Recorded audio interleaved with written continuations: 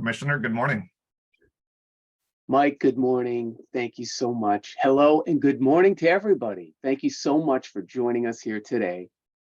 Many thanks to our MCB team, our partners at the MBTA, and most importantly, all of our consumers who are here today to enhance their knowledge base. It's David D'Arcangelo, Commissioner here at the Massachusetts Commission for the Blind, otherwise known as MCB. Our team is so pleased to welcome you here today for our first virtual town hall of 2023.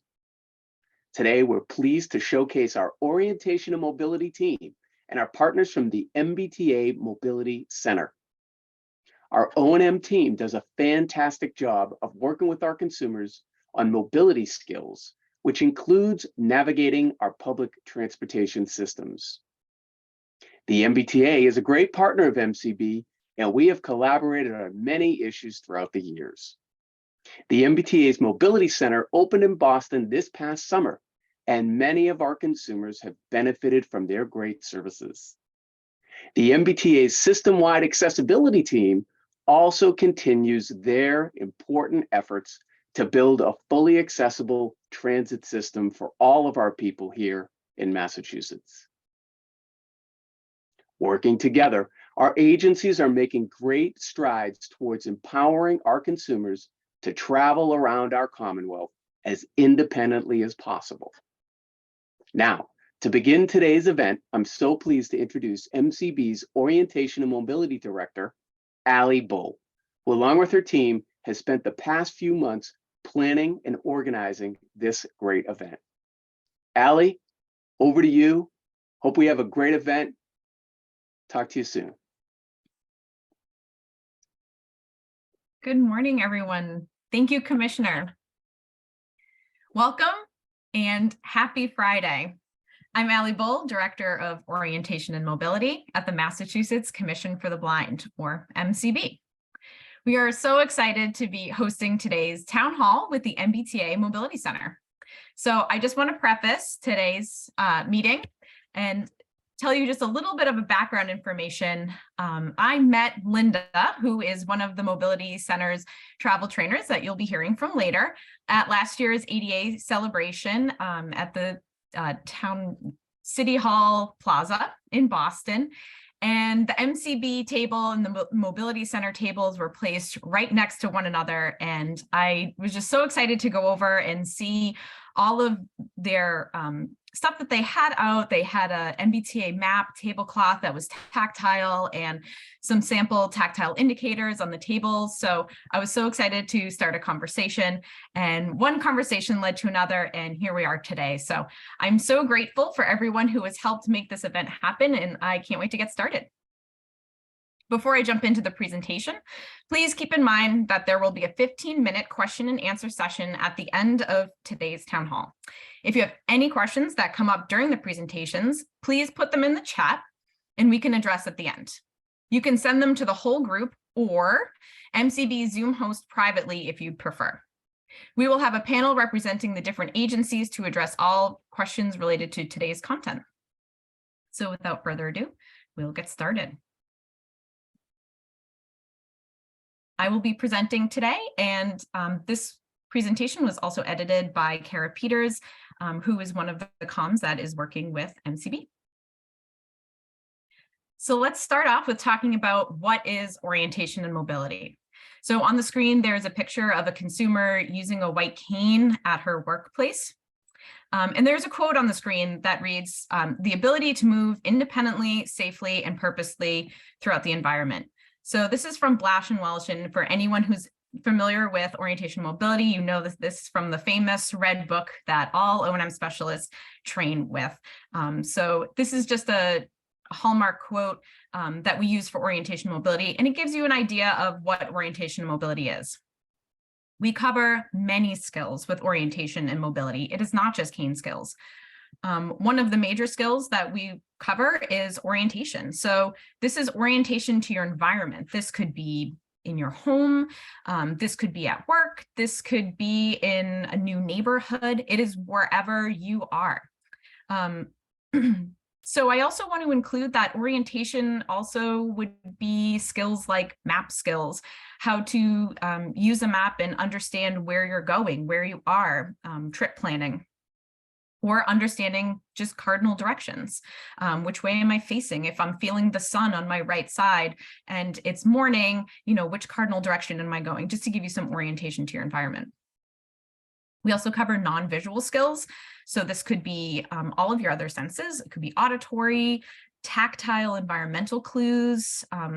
Something that I always talk about is if you're using your cane, surface changes are a big part of using these tactile clues. So maybe you hit a patch of grass and you have another block to go, or maybe that's where you take your turn. So this is something that an O&M specialist would work on. It could also be trailing walls. This is another tactile skill. Sometimes we even use olfactory skills with O&M. So a classic example of that is maybe there's a bakery along your route or right next to your destination, and you can use that as a clue. If the bakery is not open, you can't use that, but maybe you smell the fresh bread. And so it's using all these non-visual skills to understand where you are and to get safely to where you're going. We also work on auditory skills, such as analyzing traffic patterns so that you know that it's safe to cross the street.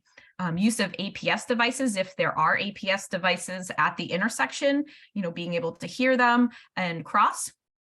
Sound localization, where is the car coming from? Which direction is it coming from? We'll even do something, maybe you're newly blind and you're not sure how to use these auditory skills yet. We can start simple and, point to where my voice is in the room and build from that. So auditory skills are an important part of O&M. There's also sound shadows that come up as well. So maybe there's a car in the way and just understanding how sound changes if there's a sound shadow. There's a lot of O&M lingo in there, and I apologize, but again, that's just part of orientation and mobility. We also cover long cane techniques, which is the classic use of a white cane. Many of you might be familiar with techniques like constant contact technique, or maybe even shorelining. If you're, again, have a patch of grass, you might be shorelining with it to get to your destination. We cover use of public transportation, and also cover training for technology, GPS, and app training that is in relation to orientation and mobility skills. So we did have a pre-submitted question, and it was, what is an appropriate, or when is it appropriate for an O&M refresher? So an O&M refresher is appropriate when you feel it is. I always like to say, trust your gut with that. Maybe your vision has changed, maybe your mobility has changed, maybe you've moved. So there's different variables that might change in your life, and maybe that's time for a refresher. Maybe it's just been 10 years and you kind of want to meet with somebody again to make sure you're still up to speed. Perfect time to call in and request services. The next slide is titled MCB, Orientation and Mobility Services. So orientation and mobility, I will probably refer to it a lot as O&M. These services through MCB are provided by Certified Orientation and Mobility Specialists, which is COMS for short, so I also might be using that. These are professionals who have completed an approved O&M program. A lot of the folks around here completed the program at UMass Boston, and they have completed 350 plus hour internship under an experienced COMS and passed the certification exam. COMS that are training to be certified also do occlusion training. So this is under blindfold, working with the cane so that they understand some of these skills that they'll be teaching. We have a one-to-one service model at MCB. There are very few exceptions to this, but if you are getting O&M services through MCB, you will likely it will be you and the COMS meeting to review whatever your goals are. So MCB provides community O&M services. So these are provided by MCB COMS, and this is also in partnership with the Carroll Center for the Blind, which I'll talk about a little bit later. So these lessons can take place at home, at work, and in community locations. So again, this could be nursing homes, prisons, colleges, day program settings, basically wherever you are, wherever you need this orientation mobility, as long as it is in the state of Massachusetts. we will help provide those services. Lessons are structured differently depending on the consumer's goals and abilities. Maybe you're newly blind and you're just starting out with using skills. This lessons here will look different than a student who has been blind from birth and has received O&M in school and really just needs to be introduced to a college campus. So a lot of these skills range, and it really depends on the consumer's goals and abilities for themselves. Services are free if you're registered with MCB, and I will talk a little bit later on how to request services. So when the O&M specialist is working with you, if it's your first time meeting with a comms, they'll provide you with a cane that's appropriate for your height and how you walk, your gait. And I also just wanted to note quickly that we do not provide dog guides. This is a question that comes in a lot, so I just wanted to address that. There are schools around the country that specially breed and do training for dog guides, so we can assist with the application process, because usually when you apply, you will need a comms recommendation and just a recent evaluation. So we can assist with that procedure, but we do not provide guide dogs here at MCB. Great, next slide is titled, Who is eligible for MCB O&M services? So individuals registered with MCB are eligible for community services. Students should be receiving O&M services through their IEP if they're in school. They'll become eligible just before graduation as they transition to adult services. So maybe a student is a senior in high school, getting ready to go to a work site or maybe college. This is the time in the transition piece where MCB will step in, get set up with an O&M specialist so the student can meet, because transition, there's a lot of stuff going on. And so we want to make sure that the student feels supported in the next step. And so the comms will meet with them, just before graduation and then leading up to adult services. But primarily, we work with adults with legal blindness, anyone that's registered with MCB. O&M is provided for individuals on both the social rehabilitation, which is SR, and vocational rehabilitation, which is VR tracks. If you're a consumer, you're probably familiar with these acronyms, so it's just SR and VR. Also, individuals registered with the Deafblind Extended Supports Unit, which is DBES, is also eligible for O&M services. If an individual is registered with both MCB and DDS, they are eligible to receive O&M services through our partnership program. And there is a website that I can share later in the chat and with our resources that we distribute afterwards. But if you want more information and resources for the partnership program, and really just any low vision or blindness resources in general, they can be found at Focus on Vision and visionloss.org.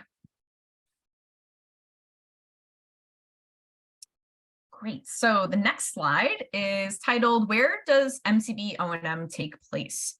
And there is a colorful picture of the state of Massachusetts on the screen. And I'm just going to describe it a little bit and talk about how MCB O&M plays a role in this picture. So we have 6 regions at MCB, and that is based on the region of Massachusetts that you're in. So region 1 is Western Mass. And if you're able to see the picture, it is like a light blue, like a powder blue color. It is all the way on the left side of the screen and takes up a large chunk of the state. It's basically the left half of the state.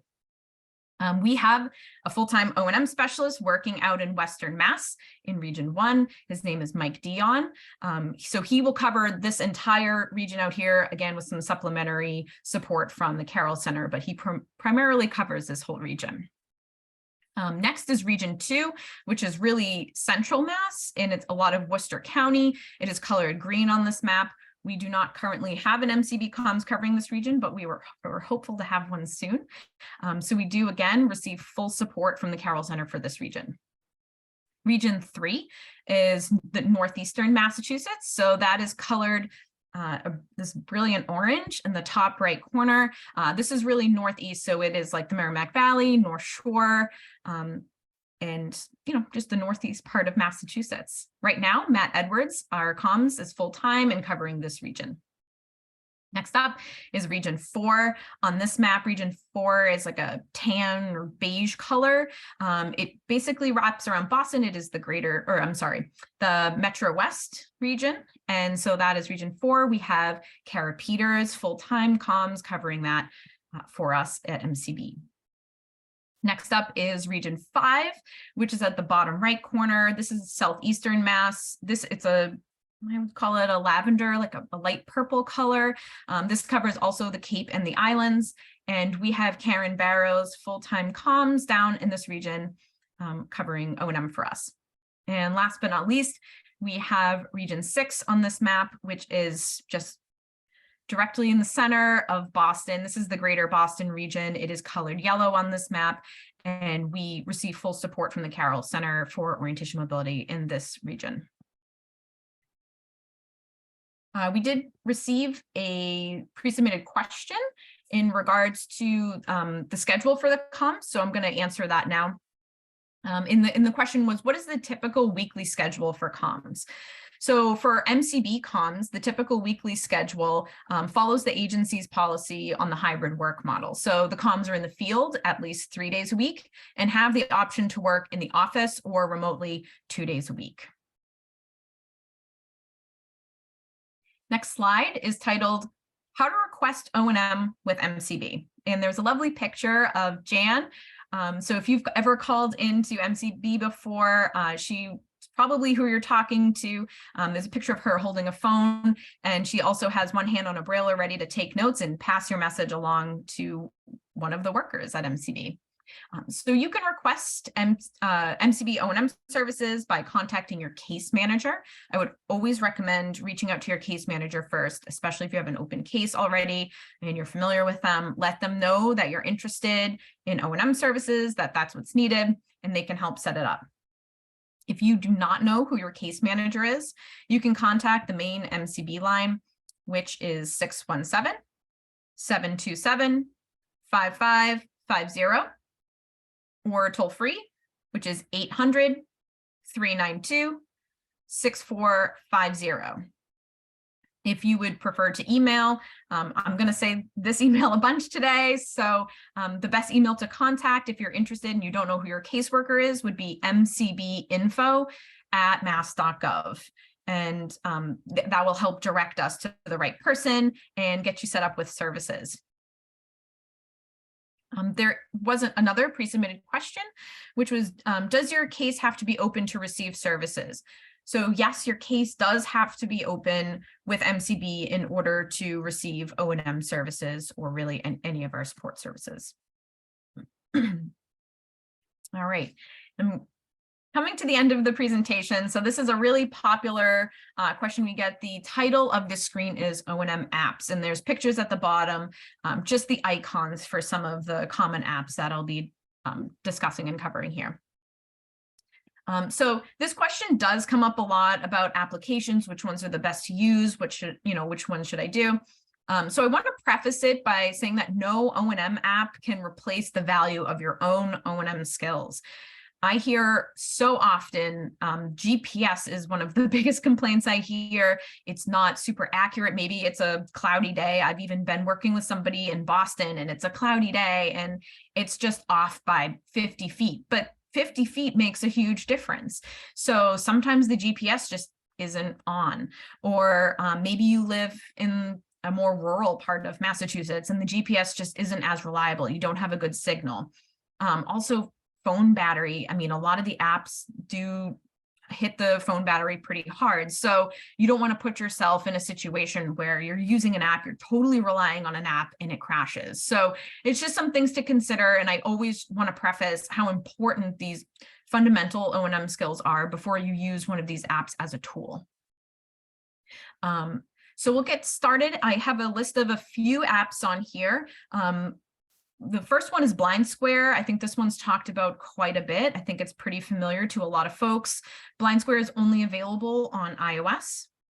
Apple Maps and Google Maps, if you're using that, these are classic apps that usually come with the phone. You don't even need an iPhone to use Google Maps.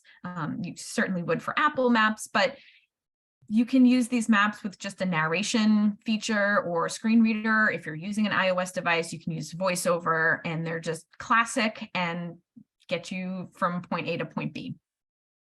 The next app listed is Transit, which is not an official MBTA app, but it does cover, if you're doing trip planning, you are able to use the Transit app to help with the trip planning, and it does know the MBTA system. So I believe this one requires payment now. Some of these do require subscriptions. Next on the list is All Aboard. And if you're looking for, this is another iOS only app right now. If you're looking for it in the App Store, it would be all_aboard. So it's ALL_ABOARD, and it's produced by Mass Eye and Ear. And it actually is designed to be used with another GPS app, or maybe, you know, if you're familiar with that environment, it really is reading bus signs for you. So if you get to the area, basically you would pull it out and sort of scan with the phone, and it would detect where the bus stop is and let you know which one is there. So this is compatible with the MBTA bus system, but also there's, around the country as well, they have some locations in California, Chicago, LA, New York, Seattle, and a few more other places. So, but this is compatible with MBTA. Next on the list is Aira. Aira, you will need a subscription to use, but it will connect you with a person who is sighted to answer any questions about your environment. So folks at Aira are trained to assist with questions, and I know a lot of people that have found this very helpful to use Aira. Aira is not going to be able to, if you're going across the street, again, liability purposes can't really let you know, there's a car coming, or when they won't talk to you when you're in the middle of the crosswalk. So there's a little bit of limitation, but it's certainly helpful. Maybe you're in a new grocery store and you just want to find, I don't know, the milk. You're not sure where the dairy section is, and they can help you navigate over to that. Be My Eyes is the next app. It's very similar to Aira, but it's free. And the only caveat is that Be My Eyes, the individuals who are volunteering for this app are not trained. So there's no guarantee that the language that they're using will be effective, I guess is the right word. They might use like over there, that one. But you would hope that they are using precise language. So, but it, great resource available. And the last app that's listed on this page is Lazarillo, which is another app that will help you help make routes, or discover points of interest in your area that you're looking for. All right, we reached the last slide, which is just some contact information. So just connect with MCB. Again, the phone number is listed for MCB, our main address at 600 Washington Street in Boston. You can find more information at www.mass.gov/MCB. And if you want O&M specific information, you can do mass.gov/MCB/OM, which is great that we have a very direct page now. And again, if you have any questions, mcbinfo@mass.gov, you can email there. So I'd like to remind everyone again that we will be answering questions during the last 15 minutes of today's town hall meeting. But if you have any additional questions, please reach out to mcbinfo@mass.gov. So at this time, I'd like to turn it over to the Assistant General Manager of the MBTA's Department of System-Wide Accessibility, Laura Brelsford. Good afternoon, Laura. Allie, thank you so much. Good morning, everybody. Oh, there we go. Good morning, everybody. First, I just want to thank everyone for joining us today. I also wanted to give a huge thanks to Commissioner D'Arcangelo and Allie, to you as well, and everybody at the MCB for your ongoing technical support and guidance you provide us at the T on a regular basis, and the years of collaboration that you've enjoyed with us, or you've let us enjoy with you. And especially for organizing this opportunity today to talk about our brand new mobility center. I am Laura Brelsford. I serve as the Assistant General Manager for the Department of System-Wide Accessibility at the MBTA. For those that might not be aware, SWA is a department that focuses exclusively on making the MBTA more accessible and easier to use for older adults and people with disabilities. We do this in a bunch of different ways, but always in close collaboration with our peer departments. So on any given day, you might catch us reviewing architectural plans for a station renovation, developing a training for frontline employees, like our bus operators or station transit ambassadors, focused on really making sure they're aware of what best-in-class accessibility looks like. We also work to make sure that all the feedback we get related to accessibility, whether they are complaints or recommendations or commendations even, that those are tracked appropriately and responded to.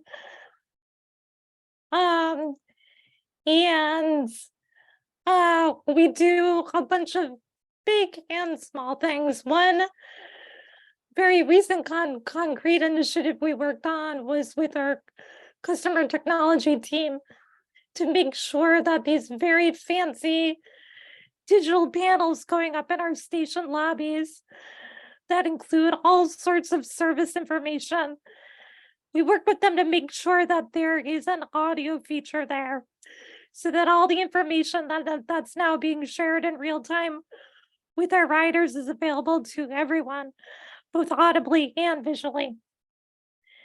And then we also have the opportunity to work on really big initiatives. And one of those is what we're here today to talk about, the Mobility Center. So the vision of the Mobility Center is really to be a one-stop shop filled with resources regarding transportation options, accessible transportation options at the MBTA and in the MBTA service area. So this is an effort we began designing with our colleagues in the ride department over a year ago. And the goal was to bring a bunch of different services we already offered, such as the ride eligibility process, such as travel training, such as help signing up for reduced fare cards, to bring those all under one roof and to allow this to be a place where anybody can go if they have any sort of question around riding the T as somebody with a disability. All right, so I'm going to stop here and I'm going to turn it over to the experts who are going to tell you a lot more about the Mobility Center and what services it might be able to provide you or someone you know. All right, and with that, I'm going to turn it over to Bianca Lightfoot, who is the manager for travel training at the Mobility Center. Bianca? Thank you, Laura, and good morning, everyone. Glad to have you all on today. And thank you to our support over at SWA from Laura and Aniko. And also thank you to MCB for having us be part of this town hall meeting. So we'll be talking about myself and my colleague Linda, who's been travel training for many years. We'll be talking to you about the MBTA Mobility Center. Now, some of you may be familiar with the Mobility Center as it opened up as the Mobility Center back in July of 2022. Previously, it was the Eligibility Center, but now the MBTA has taken a more holistic approach in the way that we provide services. So we'll get a little into that. So we can go ahead and go to the next slide. Thank you. So the MBTA Mobility Center serves as a one-stop shop to the community And what we're doing is essentially teaching folks about their other transportation options. So while teaching folks about understanding their other transportation options, that involves us taking a holistic approach and understanding consumer needs, where it is they would like to travel to, and what transportation modes would best suit them, and also using technology and other services to get around. Thank you. So mobility services, center services include one-to-one individualized travel training for individuals with disabilities. We also are able to travel train anyone who just may need assistance with getting around. We also provide group trainings for riders and agency staff in the community. We also provide a Transit 101 access group training. So essentially, we allow folks to come down to the MBTA's emergency training facility, where there is a few out of service train cars. And also we provide more extensive training, which my colleague Linda will dive into a little bit later. We also do come out and provide on-site group trainings. So if an organization is interested in hosting a group training where we explain the various transportation options and accessibility on the MBTA system, we also do provide that service. And all of these services, I should mention, are free. We also provide trip planning assistance, technology assistance, and reduced fare application support. So the next slide is one-to-one travel training in our process. So if someone were to sign up for one-to-one travel training, which is free, we go through an intake process when you are referred. We also provide that we would schedule a time to go out and meet with folks for a pre-training assessment. And essentially that is to get an idea of travel needs, ability to travel in the community, and where it is that someone may want to go. So that involves us creating goals, and that is done in collaboration with the person who does want to be trained.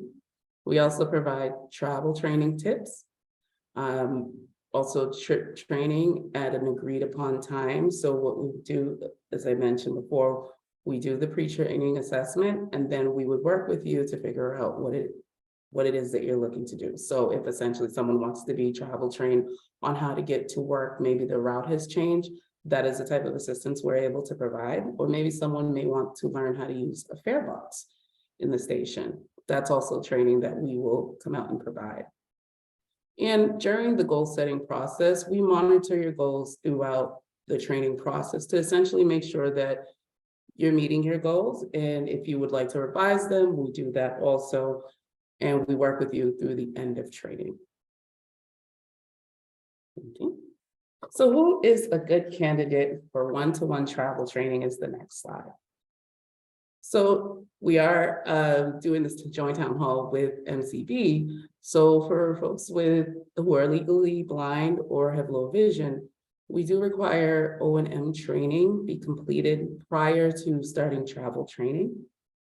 We look for if someone is able to safely navigate within their community. Also, we travel train people who are interested in learning, as I mentioned, how to explore stations using fare boxes.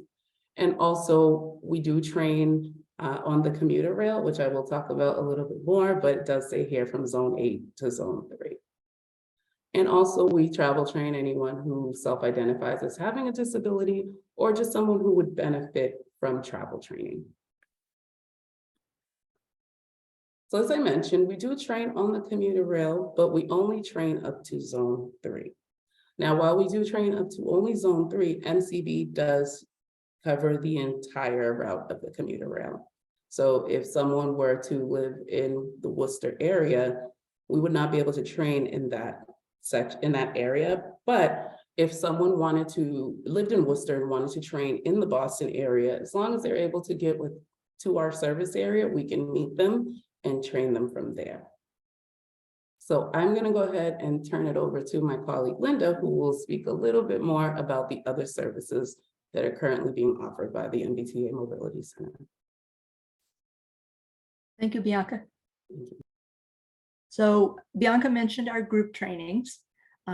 Transit Access 101 is about an hour of classroom instruction. These take place at the MBTA Emergency Center, which is next to Broadway Station on the Red Line in South Boston. After the classroom portion, we also explore an out-of-service Blue Line subway car and a Green Line trolley that are in the training center, fastened down and not going anywhere. So folks can explore those and get a feel for the layout of the vehicles and so forth. We then have an out-of-service MBTA bus come. We explore that, talking about the features on the outside, getting on, exploring the features on the inside. We show how the bus can lower. We have them put the ramp out, etc. Have people explore the layout inside, figure out where the stop request buttons and tape are, that sort of thing. And then they take us one stop over to Andrew, which is also on the Red Line. And we show folks the fare vending machines, the fare gates, etc. And then we ride the Red Line back together. So explore two that are not in service and then ride one that is. Another option is on-site group trainings. We provide the same classroom content, but these are held at a community organization location. It could be a senior center, it could be a school, it could be a vocational program, wherever there's a group that's interested. Generally we can arrange for an out-of-service bus to come to those locations as well, as long as, again, these take place within Zone 3 of the commuter rail, and which includes all of the bus and subway service area. And when we do these, we don't actually go anywhere on the bus, but we explore it, the outside and the inside, and point out the various features and let people explore those, including a little plaque that has the vehicle number both in Braille and raised numbers.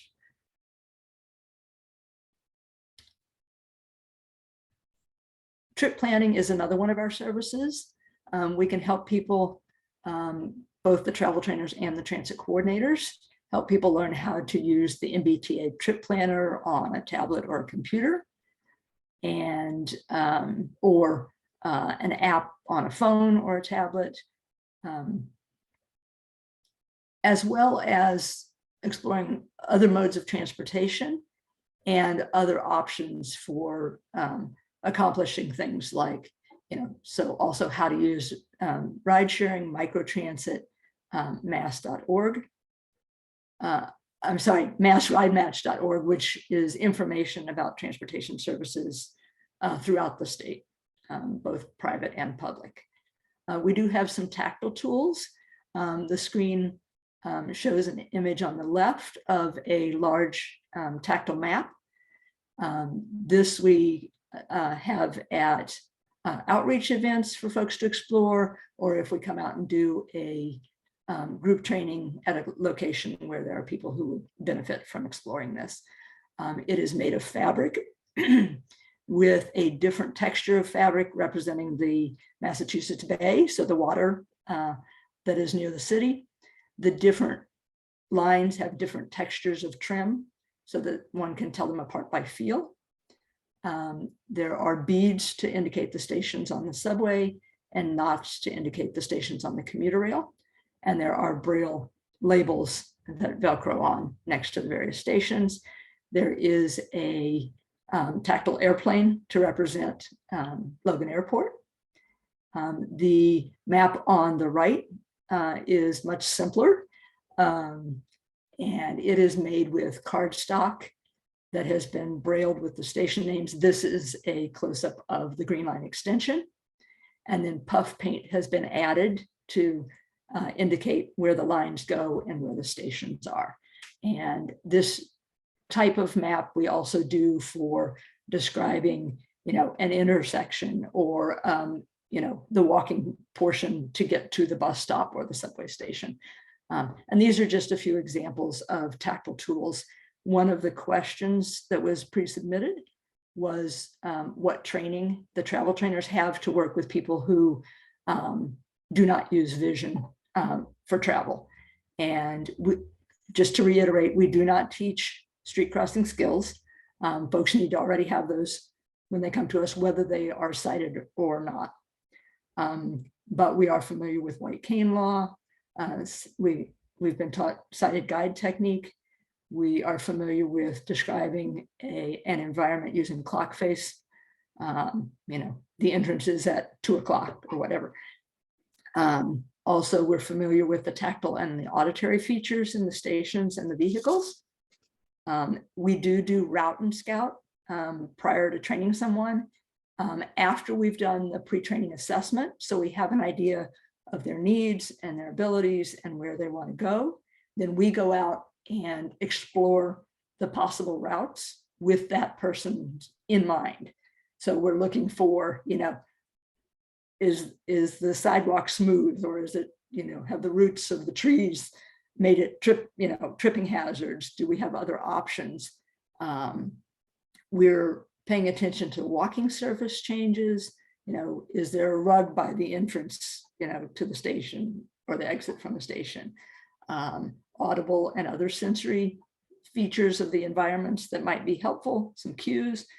We're aware of auditory pedestrian signals and keep that in mind. We're also aware of closest parallel traffic technique and the fact that there are some intersections that have all cross or barn stands, which are not very helpful in that situation. We're also paying attention to the fact that weather can affect your ability to hear traffic and to localize sound and things like that. And also aware of audible and vibratory features on some of the tech that folks may use. So technology training is another thing that we offer, using online sources for things like T-alerts, signing up for alerts for the routes that you may use or the stations that you may use, using the trip planner to understand schedules and navigate the fixed route, setting up, things like M-Ticket app connected to your, if someone has a reduced fare card rather than a blind access card, using mobile apps to order taxi company, ride sharing like Uber and Lyft, and using other online tools for alternatives to traveling. So things like online grocery delivery setup or telehealth appointments, and signing up for booking trips on RideFlex for those who are eligible for that. Just briefly, we can help you apply for a blind access Charlie card, either in person or over the phone, or we can also go with someone to the Charlie card store if they prefer to apply in person there, but would like us to accompany them. The online option, folks can do that themselves if they're comfortable doing that. It's mbta.com/blind-access/apply. And you can now apply online and the card will be mailed to you. If you choose to go in person or want us to go with you in person, you can do that at the Downtown Crossing Concourse, which is where the red and the orange lines cross at Downtown Crossing. You can go by appointment on Mondays or walk in on Tuesday through Friday. And in either case, whether you apply online or in person, the card will be mailed to you. If you go in person, they can give you a temporary card. Like if you realize yours has already expired, they'll give you a temporary card that you can use until your new one arrives in the mail. Our mobility center staff can assist people online, or if someone wants to call in and have them talk them through the process, or we can also do that. A navigator can also assist you in getting to the place where you apply online, or they can book an appointment for you to go to the Charlie Card store if you would like help with that. You can contact us. Our office, if you choose to come in person, is at 1000 Mass Ave, Suite 201, which is the second floor, Boston 02118. We are there Monday through Friday from 8:30 a.m. to 5 p.m. Our phone number is 617-337-2727. Or you can call 617-337-2756 or use 711 for relay. Our website is www.mbta.com/accessibility/MBTA-mobility-center. You can email us at howtotravel@mbta.com or MBTA Mobility Center at mtm-inc.net. And you can find us on Facebook at MBTA Mobility Center. I'm now going to turn it over to Emily Balcom, who will talk us through how to apply for the reduced fare online. Thank you, Linda. Hello, my name is Emily Balcom. I am a technical product manager at the MBTA, focusing on the reduced fares programs. And excited to talk to you today about our reduced fare media and how to apply online for a blind access card. On the first screen, I have images of what the 4 different types of card media look like that we have for reduced fare programs. There is a senior program, a transportation. Seniors are for people who are age 65 and older. We offer the transportation access pass for people with mobility issues. And the youth pass is for people who are age 12 to 25 who are low income and not part of a school program. And all 3 of those programs I just mentioned allow riders to take public transit 50% off our one-way passes, $10 7-day link passes, or $30 monthly link passes. So they're riding at a discount across the full system. But we're really excited that we are able to offer a blind access card that gives not only free travel to the card holder, but also to a sighted guide that's with you. And I know we had questions about that. So letting you know that is the policy. It's noted on our website and in the documentation you get when you get your card. So I hope everyone can take advantage of that. In order to apply for a reduced fare program, as Linda mentioned, you have lots of options. You can do apply in person at the Charlie Card store, or the Mobility Center will help you. If you have folks in your life who are interested in Youth Pass, they can do this online or visit participating cities or towns on the mbta.com website, which has information about all our reduced fare programs. And then I'll call out specifically a direct link for the blind access application that is fully accessible. It is at mbta.com/blind-access/apply. So that's a direct link to the application if you'd like to try it directly on your own.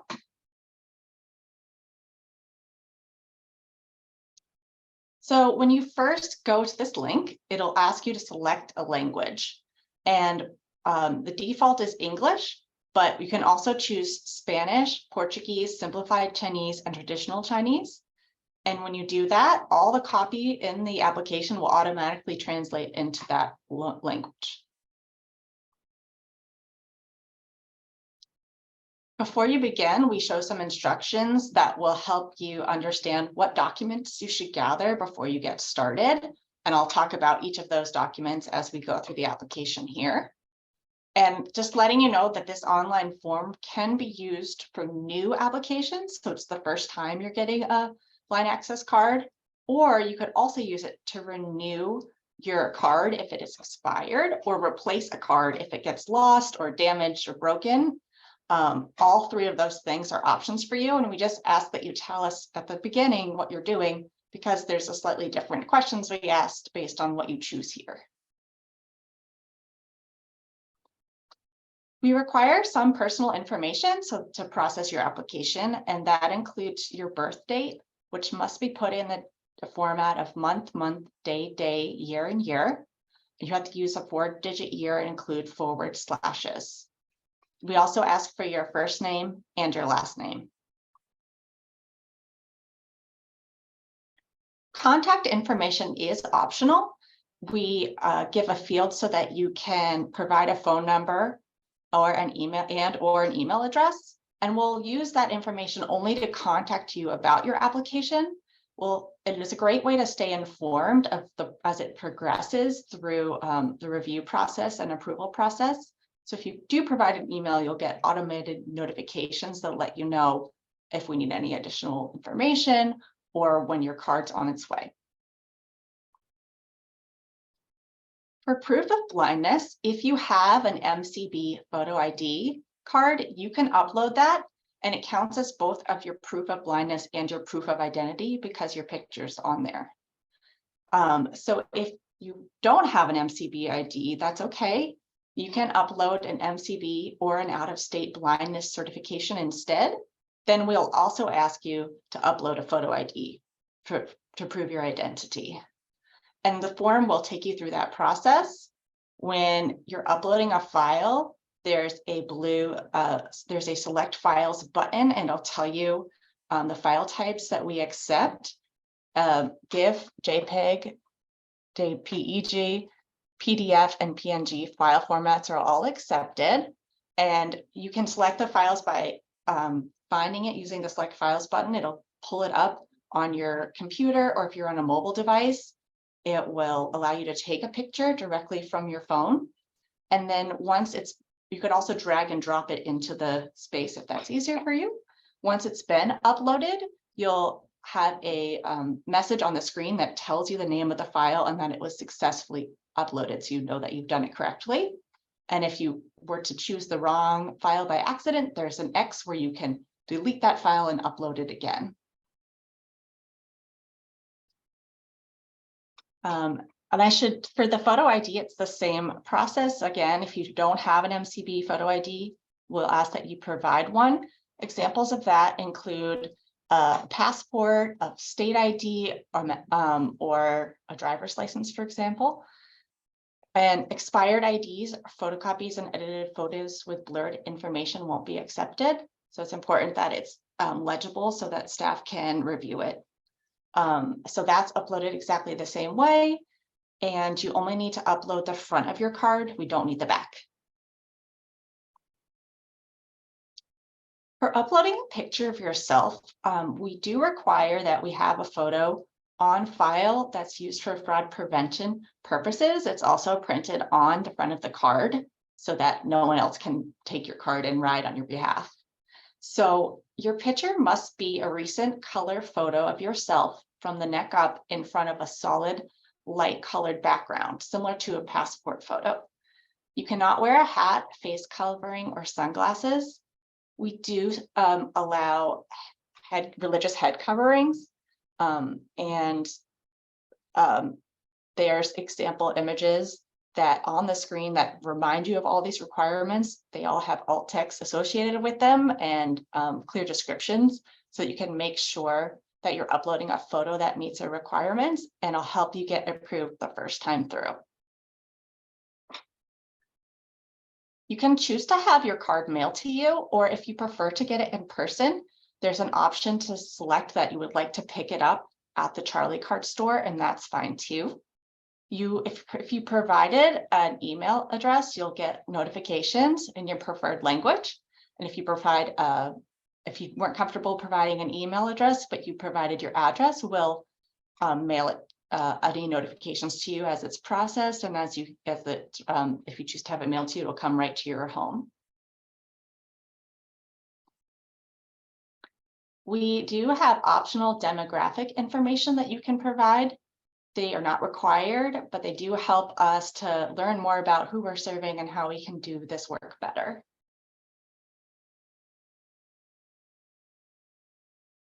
And last but not least, we do have some required rules and conditions that you must check off an agreement statement in order to finish submitting your application, but we also have links that open up the reduced fares rules and conditions in a new window if you would like to review it in detail. And it does open it up in a new tab. And once you've hit the agree statement and hit submit, your application is sent to our staff for processing. And after you've hit submit, you'll get on your screen an application submitted notification. It lets you know that your application will be reviewed within 6 to 8 weeks, and we'll contact you if we're unable to approve it for any reason. And all those notices, as I mentioned, will go to your contact information that was provided.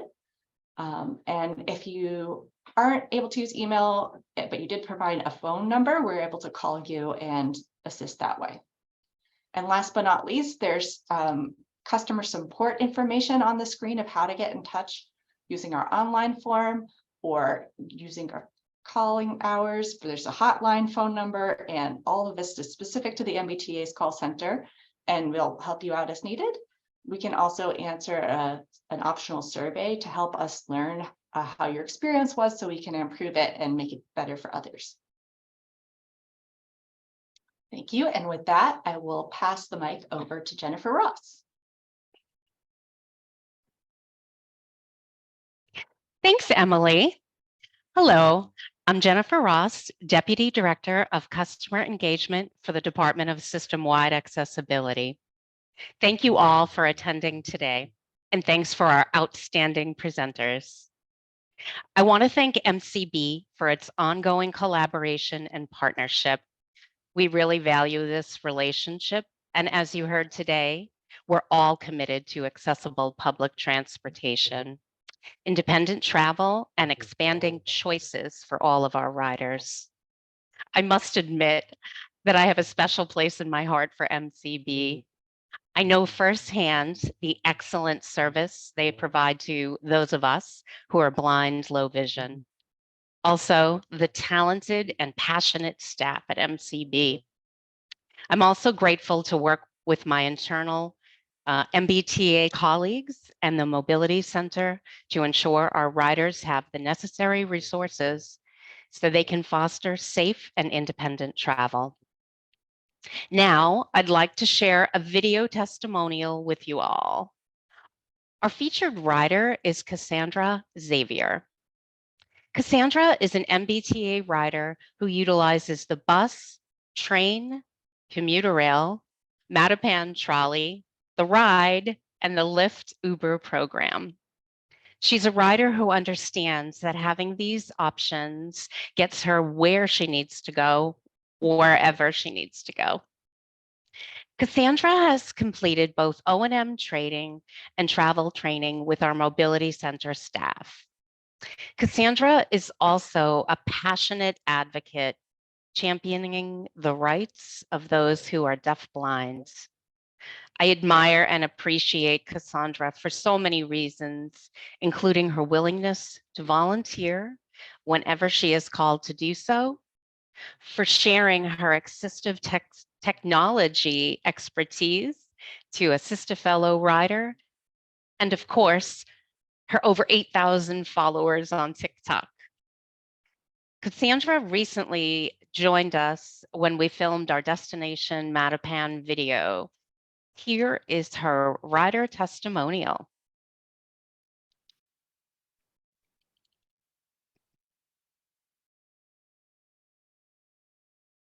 The MBTA is more accessible than ever.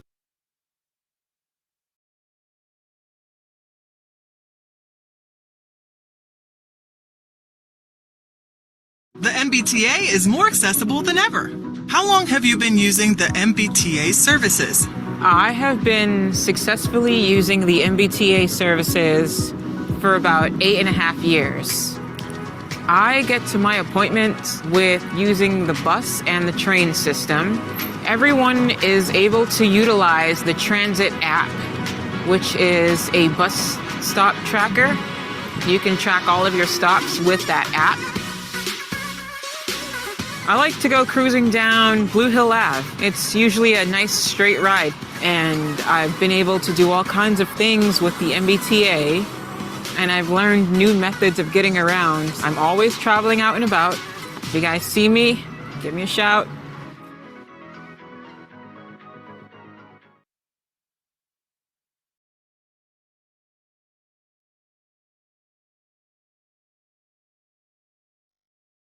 Great. This is Allie. Thank you so much, Cassandra, for sharing your experience using the MBTA. Right now, it looks like we are running a little bit early, so we'll have a little bit extra time for question and answers. So I'm going to ask the panel to turn on their videos and get ready for some questions. I saw that there were some pre-submitted in the chat, and I believe Samantha is going to help us with reading the questions. You can also raise your hand to ask the questions. I believe if you're calling it on a phone, it's *9, but correct me if I'm wrong. So the panel will be Kara Peters, comms from MCB, the MBTA Mobility Center. We have Cassandra and we have Emily, and I think Jennifer will also be available. So let's get started. Yes, hi everybody. This is Samantha from MCB. And as Ali said, we will start with the questions in the chat that were pre-submitted.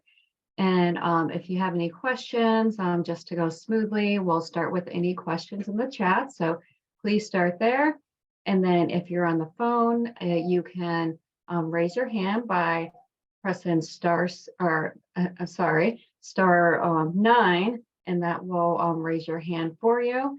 And then you can also raise your hand and we will call in that order as well. So I will go ahead and start from the beginning of the chat.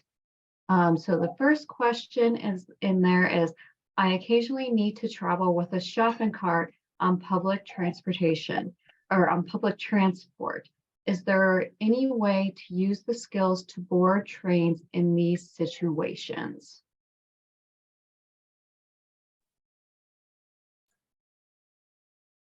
Hi, it's Kara Peters, Region 4 O&M. I guess I could take a stab at that first, and if anyone else has another suggestion, it's welcomed. So I'll just assume maybe you're visually impaired and you're a cane user. So I think with the cart, I would definitely still try to maintain to have the cane leading in front and to pull the cart behind you. If you're first entering the station, I would maybe after paying or near paying, I would maybe seek an ambassador so that they could help you locate the elevators, because maybe you don't always travel with an elevator, but you're going to now need an elevator if you're going to have a cart. So I would ask them for support, and so they could help guide you to the elevator and maybe get to the train platform, because you'll be likely coming from a different direction possibly, because those elevators are sneaky. They're in a corner somewhere. So then once you get to the platform, again, it depends, I guess, what line you're on. If the red line, it gets pretty, even with the train platform and stepping onto the floor of the train. So you could kind of easily just just drag it over. If it's the green line, every green line train has an accessible train car. So there's going to be one that has steps usually, and then another one that's going to be flat. So again, just maybe speaking up and asking for the accessible one. Or again, if you have the T ambassador, and having them wait with you if they can to let you locate the one that's accessible. And again, it's going to have just more of a flat surface going from the train platform to the onto the train. And then I guess if you're on a bus, you could ask for them to, kneel the bus. And if that's not low enough for you, you could also ask them just to open up the ramp. It'll just take a few more moments, and they do it all the time. They even do it for me if I have a stroller, so don't feel bad. And they'll just, roll out the ramp for you, and then you just kind of wheel yourself on. And then once on the bus, you can, ask also for help to kind of ask for the seats to be lifted, just to give you a little bit more space with your cart, so you can sit next to your cart and not have to be kind of standing in the middle of the aisle and kind of blocking the way. And these things can, I'm sure you can ask the Mobility Center for some training if you kind of wanted these specific, like, how do I take the time to learn how to open and close that seat, because it is a little tricky on the bus to find that the yellow lever. Or you could also reach out if you're in contact with your O&M to get some training on some of these suggestions. And if anyone else has any other comments. This is Linda from the Mobility Center. Some of the other stations, there is a significant gap between the platform and the inside of the subway. There are what are called bridge plates, and you can either ask an ambassador, say, hey, I'm going to need a bridge plate. And that's basically like a bridge over a moat covering the gap, particularly if your shopping cart is full, then it's a little harder to maneuver, and some of the shopping cart wheels are not great. And whoever helps you on generally will ask where you plan to get off, and they can radio ahead and have someone waiting with the bridge plate at your destination station.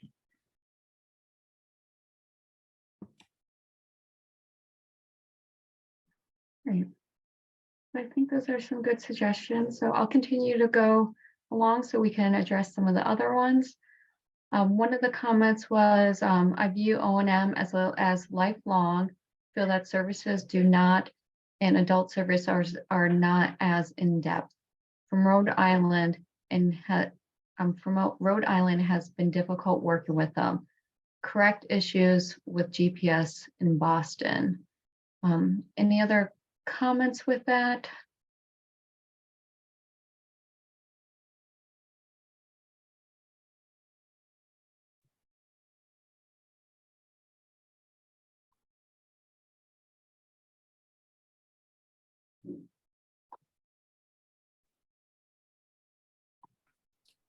I apologize. Could you repeat the question? It's Kara Peters. Yeah, I think this is more as a comment, but this is from Carrie Clark. If I view O&M as lifelong and feel that services do not, and adult services are not as in depth. She's from Rhode Island and has been difficult working with them. Correct issues with GPS in Boston. So I guess it's hard to tell if she is getting services from MCB, which I think she's saying as a Rhode Island person. Not exactly sure, but I think, one thing to kind of, consider, especially if you're looking for O&M services to get the most out of it, is just to have, that conversation at the beginning with the comms and really outline what are your goals. So if you're able to kind of outline the goals of what you want to get out of it, then you're going to get as in depth as you want to. So just kind of really kind of come in with the plan when you're talking with your caseworker or when you're speaking with the assigned comms, and just kind of really lay out a plan so that you will know what you're going in for and what you want to get out of. And I think that could be helpful for getting that feeling of, oh, I got the in-depthness that I wanted. Thanks, Kara. There was also the question about all board does not work. Anyone know what the app is? And someone had mentioned that the Move It app is a good for knowing when to get off at a bus stop. And I don't know if that's, if anybody would suggest that, or if there's any other app that you would suggest as well.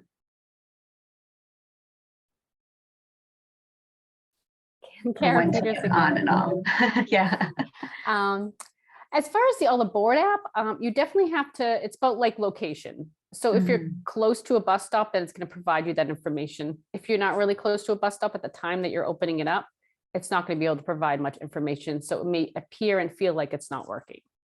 So that might help the consumer if they're not actually at a bus stop and they just opened it up right now. So another person, yeah, another person has suggested the Move It app instead. Yeah, the Move It app is it provides great information. It just has a lot of ads unless you pay for it, and then you'll get the ads removed. But I just felt like there's a lot of pop-ups. So if you are fine with dealing with that, just something to take in consideration. This is Linda from the MBTA Mobility Center, and the all aboard is more for localizing the actual bus stop sign so that you're right at the bus stop and the drivers don't pass you by. Move it is more, figuring out the whole route. So some people might use both depending on their needs, or any of a variety of other apps.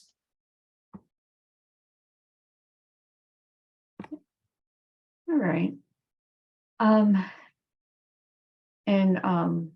I think it's Ira Ira is very useful for finding out where you are when you cannot figure out where you have been dropped off. Someone had suggested is more reliable than Be My Eyes. And there was some conversation going back and forth about that. And so I'm not sure if anybody has feedback on the panel about that.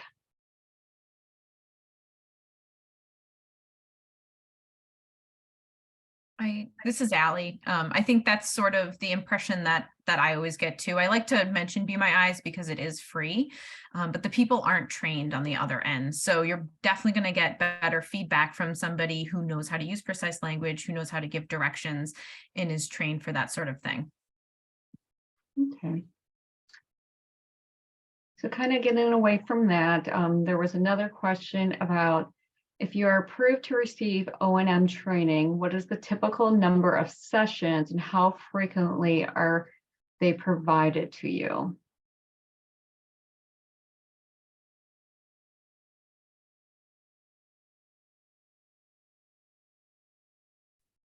I was just waiting to see if Allie wants to answer that. So as Ellie mentioned earlier, O&M is a one-to-one individualized instruction. So it really kind of, again, comes down to, that initial conversation and what are your needs? What are your goals? And two, how far are you traveling? What's your availability? And so all these can factor into the frequency and the duration and lesson length at the moment, and also duration of how long the case is open and you're actively working on the skills. And sometimes, if you open it up in the winter time, it might be open a little bit longer because, lessons might be, changed and due to the weather. So it just really is kind of individual. There is no hard set, you get 3 sessions and it's done, or X amount of sessions. It's just gonna really depend on your needs and your goals at the time. And also, we do have to kind of factor in the cons is, greater responsibility of the Commonwealth that, I'm stretched out through all of Region 4. So just kind of having that balancing act as well. Okay. So the next question is, can we get sunflower lanyards for recognition of invisible disabilities, included some types of blindness?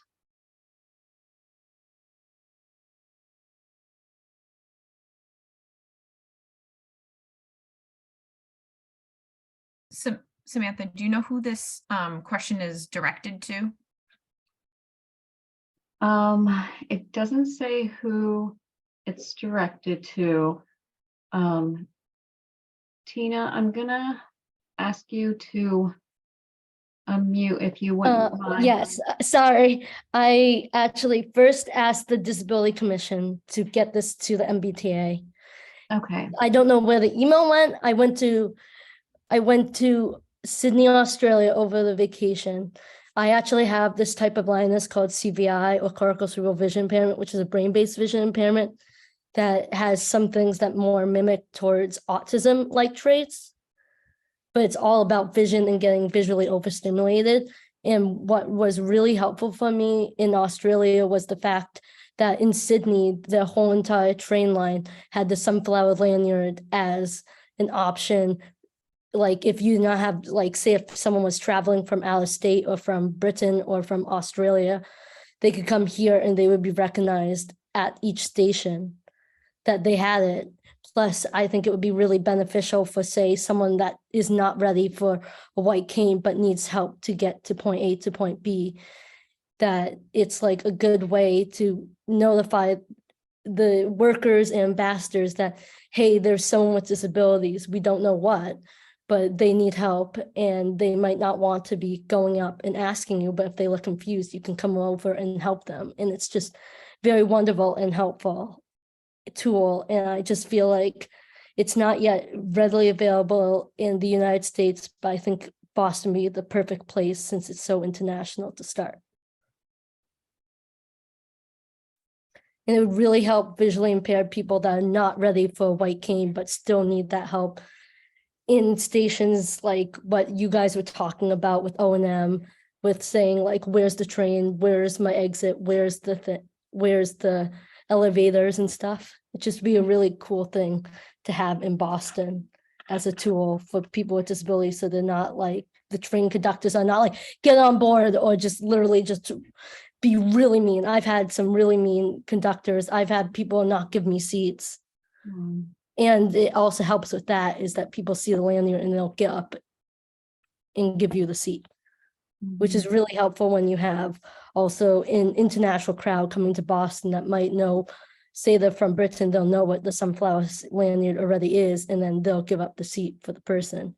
It's kind of like international, and I just feel like it would be great to get into Boston. So is there somebody from the panel that's able to address that?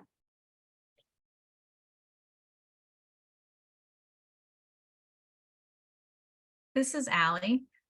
Tina, thank you so much for that question. I think that's a fantastic idea. And I do also want to plug the white cane. And I know you were talking about disability that may not be blindness or, low vision. So it may not relate totally, but I always recommend individuals have a cane, even if they do not need it for mobility purposes, to have the identification cane, because for that very reason, if you're having trouble finding the door to the train or the bus, or if you walk on and you're having trouble finding a seat, that cane is going to let folks know. It's going to be that universal sign that you might not be able to find a seat using your vision, and to promote that awareness. So that's just my feedback, but thank you so much for sharing that.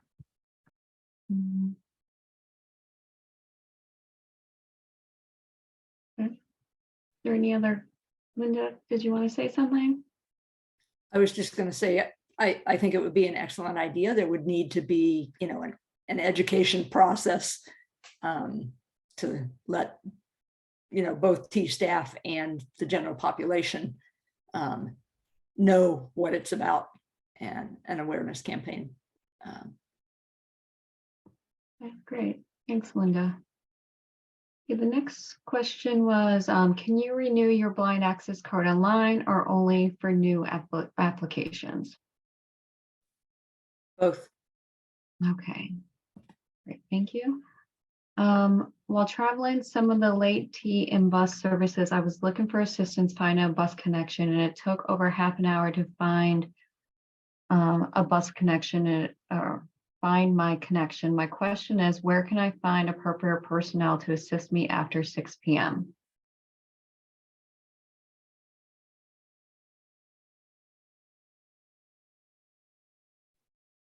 I think it depends where you're at. If it's a, Forest Hill Station or one of the ones with a lot of buses and so forth, there are ambassadors at some of the stations, after regular business hours. There are also call boxes. So if you don't find key staff, there are also some stations that have like a customer assistance booth that may have someone in it.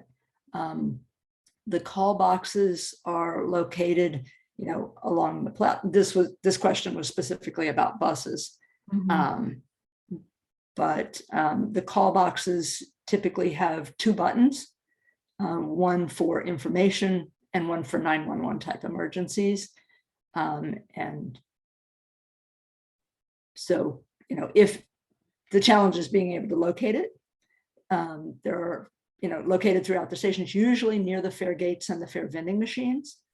If this was a bus to bus transfer, there's, with no subway or commuter rail connection, there's usually not going to be an ambassador hanging out. But, if there are other buses that stop there, you can ask, where do I get, whichever bus I need to pick up. Forest Hills, for example, has an upper busway and a lower busway. And, it may be that you come in to one and you need to get to the other.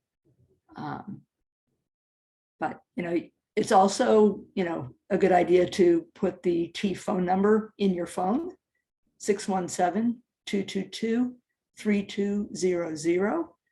And they're there at least until 8 p.m. Live people on weekdays. So that's maybe another option. Thank you, Linda. Can a sighted guide also apply online for a blind access Charlie guide or Charlie card? No, they would be being double tapped in with whoever they are guiding at the time. So they don't get their own separate card. Whoever they're guiding at the time would double tap their card to cover the sighted guide that's with them.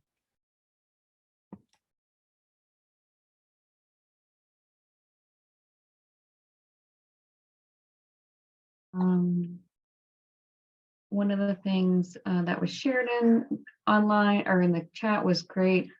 Online app makes it easier. RTA is currently providing travel train services, Cape Cod Regional Transit Authority, Metro West Regional Transit Authority, Southeast Travel Regional Transit Authority, and MBTA, just so anybody can go and see that. There's also a link above there for RTA travel training information is available with a link in there, just for anybody who hasn't seen these, so they can go up in the chat to make sure that they are seeing these and are looking for some training. How far in advance of blind access card expiration date can you apply online for renewal card?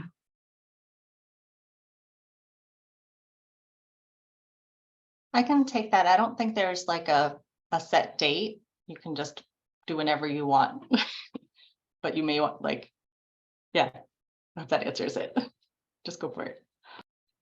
Great, thank you. I catch the bus routinely to Forest Hill Station. Very often the buses drop me off in various places at the station. This leaves me disoriented. Is there anything in the works that involves a consistent drop-off location at train stations? This is Linda at MBTA Mobility Center. Unfortunately, Forest Hills is a very busy station with a lot of bus routes, and they tend to drop you off as they pull in before they get to where they would normally pick you up, because they don't want the next group trying to get on, and or the driver may be getting a break and pulling over to the other side before they pick up their next batch of customers. So one thing you can do is, as you're getting off, ask the driver, so where am I in relation to where I normally pick up this bus at this location? Generally, you're going to continue in the direction that the bus was traveling. But it is understandable that it's like, well, how far do I need to go? And if I'm going into the station or going to the lower busway or the upper busway. But generally, it will be on the same platform where that bus usually picks up, but further back as they're just entering, the station. And just because there's so many routes serving each of those stations, that it's a little trickier to coordinate drop-off location. Yeah, just to add to that, this is Jennifer from the MBTA. It's completely reasonable to ask a bus driver for a sighted guide to the station door. if you need assistance with that. Thank you both. We are coming up at the end of our session. So what I'm going to do is I'm going to put our 800 number and our email and our link in here. And I'm going to ask the MBTA to do that as well. So if you did not have your question answered, you can reach out to both of us. We are going to quit the recording of our session so that for anybody who are looking for credits today for ACB REP, we're going to give the last code for that, and then you can email both of the codes into MCB training at at the mass.gov, and then we will sign off here. So you will see that information there, and I'm going to hand it back over. And I believe, Allie, you're the one kicking it off, back off, or ending it. So Yes. I will go ahead and give it to you. Thank you so much, Samantha. And thank you to everyone today. Thank you to the MBTA Mobility Center, the system-wide accessibility team. Thank you to Cassandra for joining us today. Thank you so much to the whole planning committee, and especially all of today's participants for making this a success. I appreciate all of you. As a reminder, if you have any additional questions, Samantha just went over that. You can find some contact information in the chat. And right after this, we will have the ACB REP closing word. So thank you all so much again, and enjoy the rest of your Friday. Have a great weekend.